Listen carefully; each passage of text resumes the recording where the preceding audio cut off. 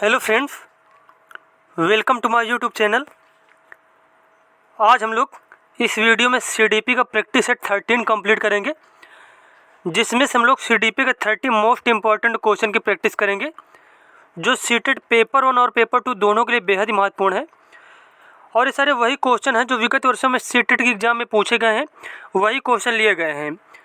और आप लोग कमेंट करके बताना इसमें से कितने क्वेश्चन आपको आ रहे थे। और अगर वीडियो अच्छा लगे तो चैनल को सब्सक्राइब करें, वीडियो को लाइक करें, कमेंट करें। चलिए देखते हैं यहाँ पे क्वेश्चन दिया गया है। अब यहाँ पे पहला क्वेश्चन दिया गया है, विद्यार्थियों से प्रतिक्रिया प्राप्त करने का आदर्श प्रतीक्षा समय के सही अनुपात में होना चाहिए। मतलब विद्यार्थियों से प्रतिक्रिया प्राप्त करने का जो आदर्श प्रतीक्षा या फिर समय जो है वह मतलब किसके सही अनुपात में होना चाहिए। तो इसका आंसर हो जाएगा प्रश्न का कठिनाई का स्तर जो है किस सही अनुपात में होना चाहिए। तो यहाँ पे डी वाला ऑप्शन जो है बिल्कुल ही करेक्ट हो जाएगा। उसके बाद देखते हैं हम लोग अगला क्वेश्चन। अब आपसे दूसरा क्वेश्चन यहाँ पे पूछा गया है, मान लीजिए आप विद्यालय शिक्षा बोर्ड के अध्यक्ष हैं। आप अपने अधिकार क्षेत्र के अंतर्गत आने वाले विद्यार्थियों की शिक्षा की संपूर्ण गुणवत्ता को सुधारने के लिए क्या योजना बनाएंगे।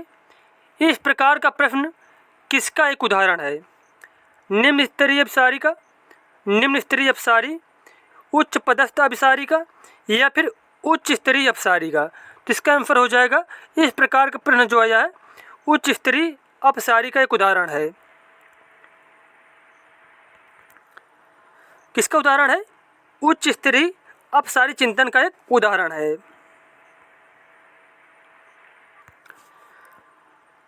तीसरा क्वेश्चन है, सीखने आकलन। अब यहाँ पे मतलब फिल करना है, यहाँ पे भरना है कि जो डेट डैश दिया गया है यहाँ पे क्या भरेंगे।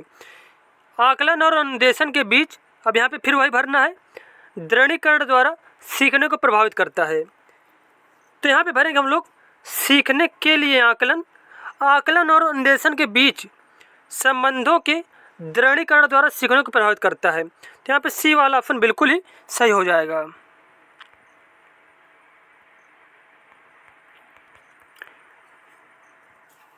अब क्वेश्चन दिया गया है, आंतरिक रूप से अभिप्रेरित विद्यार्थी।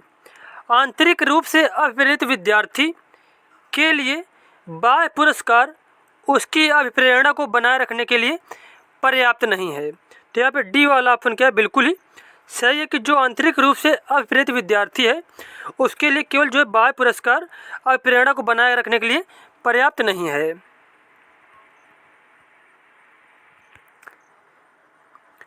अब यहाँ पे पांचवा क्वेश्चन है, सतत और व्यापक मूल्यांकन की योजना में व्यापक शब्द के अलावा निम्नलिखित के द्वारा समर्थित किया जाता है। जेपी गिलफोर्ड का बुद्धि संरचना सिद्धांत। तो इसका आंसर हो जाएगा कि जो सतत और व्यापक मूल्यांकन की योजना में व्यापक शब्द है यह जेपी गिलफोर्ड का बुद्धि संरचना जो सिद्धांत है। इसके अलावा एल थर्स्टन का प्राथमिक मानसिक योग्यताओं का सिद्धांत, बहुबुद्धि सिद्धांत, सूचना प्रक्रमण सिद्धांत, इन सभी के द्वारा समर्थित किया जाता है। किसके द्वारा समर्थित नहीं किया जाता? जेपी गिलफोर्ड का जो बुद्धि संरचना सिद्धांत है इसके द्वारा समर्थित नहीं किया जाता। तो यहाँ पे जो ए वाला ऑप्शन है यहाँ पे ये ऑप्शन गलत दिया गया, तो इसके अनुसार यही वाला करेक्ट हो जाएगा।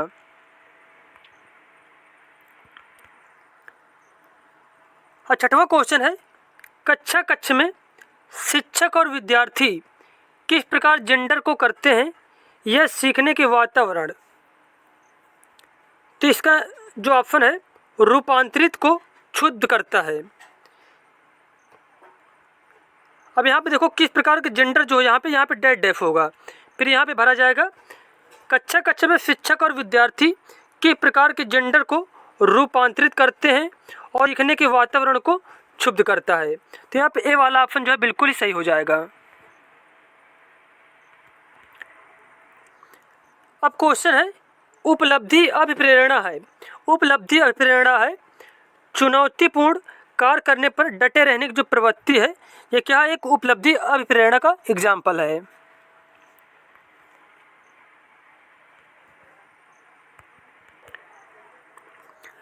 अब 8 नंबर क्वेश्चन पूछा गया है, विज्ञान के प्रयोगों में समानांतर लड़के उपकरणों का नियंत्रण अपने हाथों में लेते हैं और लड़कियों से आंकड़ों को रिकॉर्ड करने अथवा बर्तनों को धोने के लिए कहते हैं। यह प्रवृत्ति यह दर्शाता है कि ए ऑप्शन है, पुरुष और स्त्री की रूढ़िबद्ध भूमिकाएं विद्यालय से भी होती हैं। तो यहाँ पर जो ए ऑप्शन दिया गया है तो यही वाला बिल्कुल सही हो जाएगा कि यह रूढ़िबद्धता को दर्शाता है। किसको दर्शाता है? रूढ़िबद्धता को दर्शाता है। तो यहाँ पे ए वाला जो ऑप्शन है, पुरुष और स्त्री की रूढ़िबद्ध भूमिकाएं विद्यालय से भी होती हैं, तो यही वाला ऑप्शन इसमें से करेक्ट हो जाएगा।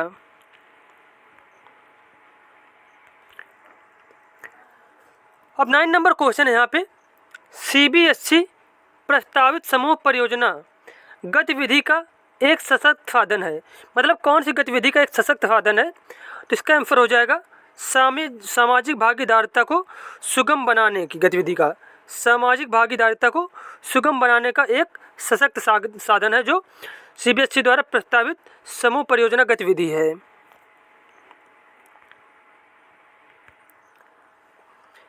रेवन का प्रोग्रेसिव मैट्रिक्स परीक्षण किस परीक्षण का उदाहरण है? तो इसका आंसर हो जाएगा संस्कृति मुक्त बुद्धि लब्धांक परीक्षण का।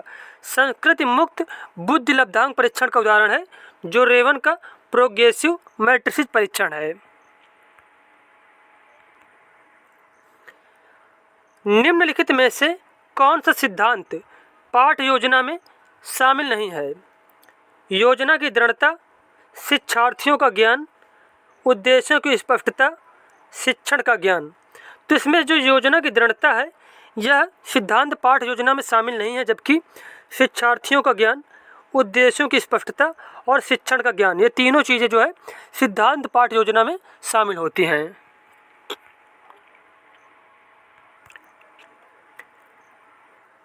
अब क्वेश्चन है, निःशुल्क एवं अनिवार्य शिक्षा का अधिकार 2009 में अनिवार्य शब्द का अर्थ है केंद्र सरकार दाखिले, उपस्थित और प्रारंभिक शिक्षा की पूर्णता को सुनिश्चित करेगी।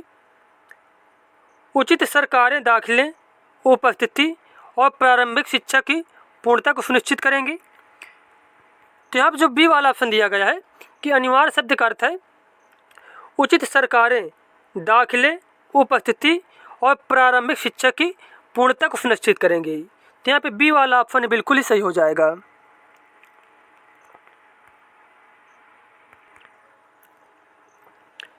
अधिगमकर्ता का स्वनियमन का क्या अर्थ है? अधिगमकर्ता का स्वनियमन का क्या अर्थ है? तो इसका आंसर हो जाएगा अपने सीखने का स्वयं अनुवीक्षण करने की योग्यता।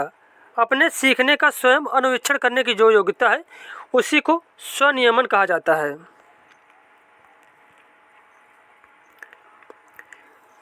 अब यहाँ पे 14 नंबर क्वेश्चन है, मैडम चाय खाती है वाक्य। तो यहाँ पे बताना कि मैडम चाय खाती है वाक्य किस रूप में गलत है और किस रूप में सही है। तो इसका आंसर हो जाएगा वाक्य विन्यास की दृष्टि से सही है लेकिन अर्थ विज्ञान की दृष्टि से गलत है।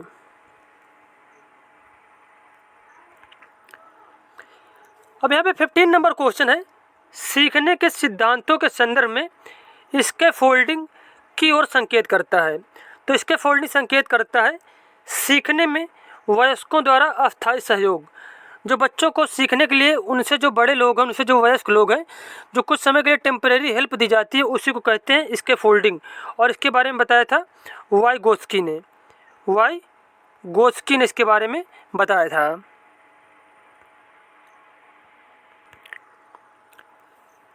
अब क्वेश्चन 16 नंबर क्वेश्चन है, एक महिला ने भोजन प्राप्त करने के लिए अपने बच्चे को बेच दिया। इस खबर को के आधार पर अच्छी तरह समझा जा सकता है। मतलब कौन से सिद्धांत के आधार पर इसको अच्छी तरीके से समझा जा सकता है? तो इसका आंसर हो जाएगा पदानुक्रमिक आवश्यकताओं का सिद्धांत। और यह दिया था अब्राहम मैस्लो ने। इस सिद्धांत के अनुसार मैस्लो ने बताया था कि जो व्यक्ति होता है वह अपनी निजी ज़रूरतों को, शारीरिक ज़रूरतों को सबसे पहले रखता है। तो यहाँ पर डी वाला ऑप्शन बिल्कुल ही करेक्ट हो जाएगा। अब आपसे 17 नंबर क्वेश्चन पूछा गया है, बुद्धि लब्धांक के आधार पर विभिन्न समूहों में विद्यार्थियों का वर्गीकरण उनकी स्वगरिमा को और शैक्षणिक निष्पादन को अब यहाँ पे भरना है। तो यहाँ पे उनकी स्वगरिमा को घटाता है और शैक्षणिक निष्पादन को प्रभावित नहीं करता है। तो यहाँ पे बी वाला ऑप्शन करेक्ट हो जाएगा।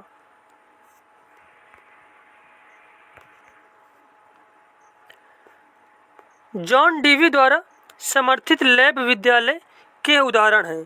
तो जॉन डीवी के द्वारा जो समर्थित लैब विद्यालय वो उदाहरण है प्रगतिशील विद्यालय का, प्रगतिशील विद्यालयों का।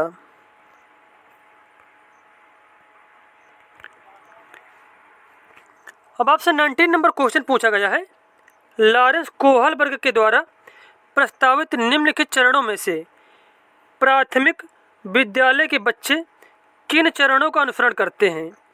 आज्ञा पालन और दंड उन्मुखीकरण का, वैयक्तिकता और विनिमय का, अच्छे अंतर वैयक्तिक संबंध का, सामाजिक अनुबंध और व्यक्तिगत अधिकार का।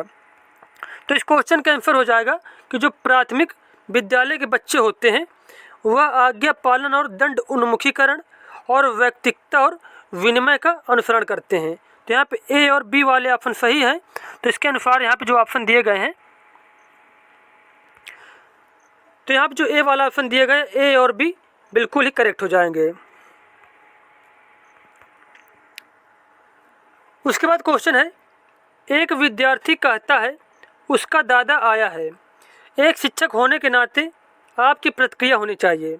तो एक शिक्षक के नाते हमें क्या कहना चाहिए? हमें कहना चाहिए अच्छा आपके दादाजी आए हैं, अच्छा आपके दादाजी आए हैं, क्योंकि बच्चे जो होते हैं वह अनुकरण करके सीखते हैं, दूसरों की नकल करके सीखते हैं।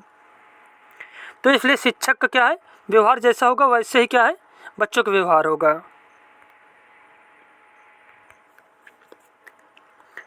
अब यहाँ पे जो 21 नंबर क्वेश्चन है, के अलावा निम्नलिखित घटना वृत्तांत रिकॉर्ड की विशेषताएं हैं।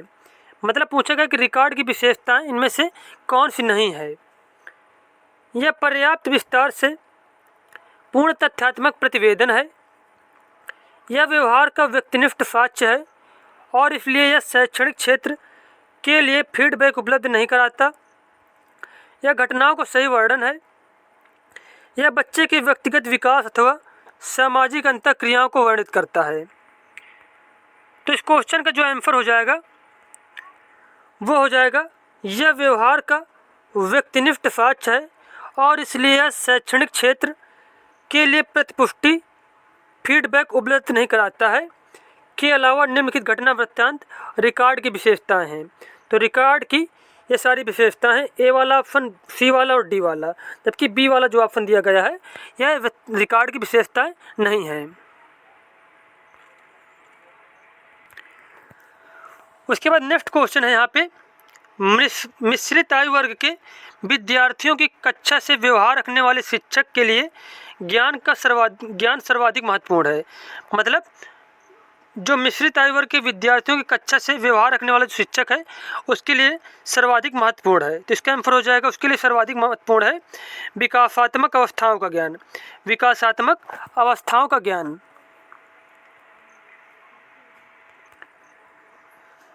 अब क्वेश्चन दिया गया है, प्रतिभाशाली बच्चे बिना किसी की सहायता से अपने सामर्थ्य का पूर्ण विकास करते हैं।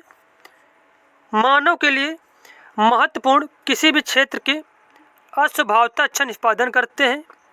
सामान्यतः शारीरिक रूप से कमज़ोर होते हैं और सामाजिक अंतःक्रिया में अच्छे नहीं होते। सामान्यतः अपने शिक्षकों को पसंद नहीं करते। तो इसका आंसर हो जाएगा कि जो प्रतिभाशाली बच्चे होते हैं बिना किसी की सहायता के अपने सामर्थ्य का पूर्ण विकास करते हैं।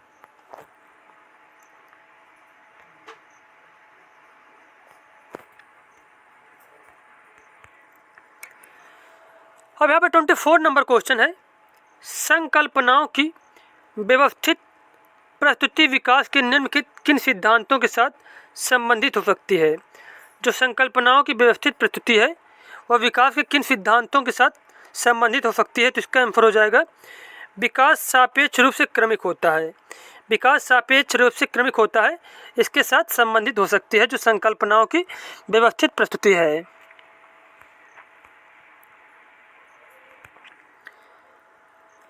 अब आपसे 25 नंबर क्वेश्चन पूछा गया है, शिक्षक अधिकार अधिनियम 2009 के क्रियान्वयन के बाद कक्षा कक्ष शिक्षा अधिकार अधिनियम जो 2009 के क्रियान्वयन के बाद जो कक्षाएं आयु के अनुसार अधिक समझाती हैं, आयु के अनुसार अधिक समझाती हैं।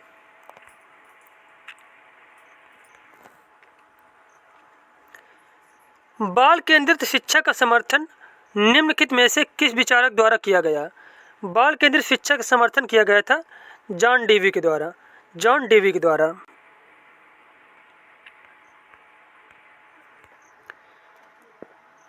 अब क्वेश्चन दिया गया है, प्रतिभाशाली बच्चों के संदर्भ में संवर्धन का अर्थ है ऐसे विद्यार्थियों को वर्तमान स्तर ग्रेड को छोड़कर अगले उच्च ग्रेड में प्रोन्नत करना, आकलन की प्रक्रिया का संवर्धन करना, शैक्षणिक गतिविधियों के संपादन में संवर्धन करना, शैक्षणिक गतिविधियों के संपादन की गति को बढ़ाना।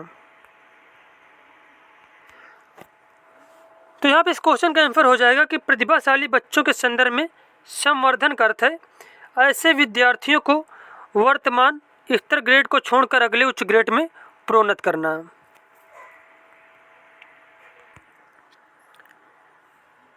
एकल अभिभावक वाले बच्चे को पढ़ाते समय शिक्षक को, एकल अभिभावक वाले बच्चे को पढ़ाते समय शिक्षक को इस तथ्य को अनदेखा करना चाहिए और ऐसे बच्चे के साथ अन्य बच्चों के समान व्यवहार करना चाहिए।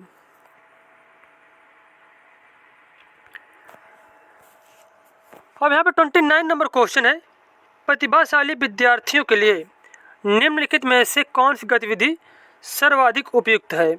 अभी हाल ही में हुए मैच का प्रतिवेदन लिखना, दी गई संकल्पनाओं के आधार पर मौलिक नाटक लिखना, 5 पाठों के अंत में दिए गए अभ्यासों को एक बार में हल करना, शिक्षक दिवस पर कक्षा को पढ़ाना। तो इस क्वेश्चन का आंसर हो जाएगा प्रतिभाशाली विद्यार्थियों के लिए इनमें से कौन सी गतिविधि सर्वाधिक उपयुक्त है? तो हो जाएगी दी गई संकल्पनाओं के आधार पर मौलिक नाटक लिखना, दी गई संकल्पनाओं के आधार पर मौलिक नाटक लिखना।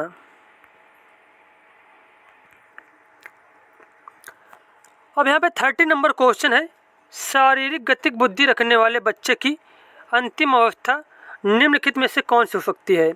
मतलब शारीरिक गतिक बुद्धि जिसमें अधिक होगी वह क्या बन सकता है? तो इसका आंसर हो जाएगा वह शल्य चिकित्सक बन सकता है, शल्य चिकित्सक बन सकता है।